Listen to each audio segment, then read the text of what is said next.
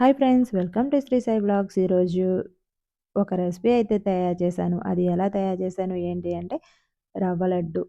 ఎలా తయారు చేశానో చూసేయండి. బీట్రూట్ రవ్వ లడ్డు.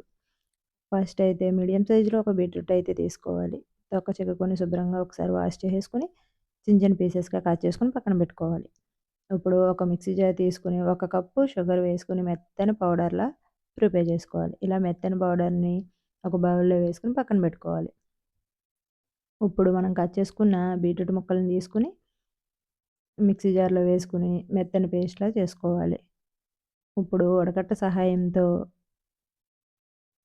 జ్యూస్ అయితే తీసుకోవాలి.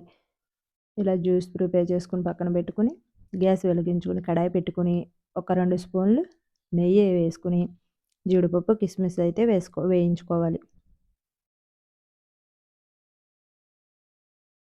వేయించుకొని ఇవి కూడా పక్కన పెట్టుకోవాలి. ఇప్పుడు అదే కడాయిలో ఒక కప్పు గోధుమ రవ్వ వేసుకొని బాగా వేయించుకోవాలి. ఇలా వేయించుకున్న తర్వాత మనం ఒక కప్పు గోధుమ రవ్వ తీసుకున్నాం కాబట్టి హాఫ్ కప్ బీట్రూట్ రసం అయితే తీసుకోవాలి. ఇలా బీట్రూట్ జ్యూస్‌ని కొద్ది కొద్దిగా వేసుకుంటూ కలుపుతూ వేయించుకోవాలి. ఒకేసారి వేస్తే ముద్దలా అయిపోతుంది. ఇలా మొత్తం బీట్రూట్ రసం అంతా కొద్ది కొద్దిగా వేసుకుంటూ కలుపుకుంటే ఇక ఇలా వస్తుంది. ఇప్పుడు ఇది మొత్తం పొడి పొడిగా అయ్యేంత వరకు వేయించుకోవాలి. ఇలా పొడి పొడిగా అయ్యేంత వరకు వేయించుకొని గ్యాస్ ఆఫ్ చేసుకొని 5 నిమిషాలు పక్కన పెట్టుకోవాలి. ఇప్పుడు మనం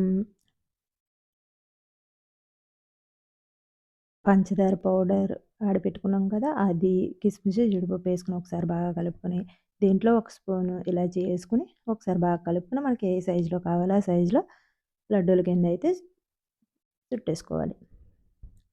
ఇలా లడ్డూల కింద చేసేసుకొని సర్వ్ చేసేసుకోవడమే. నా వీడియో నచ్చితే లైక్ అండ్ షేర్, సబ్స్క్రైబ్ చేసుకోండి. అలానే ఈ రెసిపీ ఎలా ట్రై చేశానో కామెంట్ చేయండి.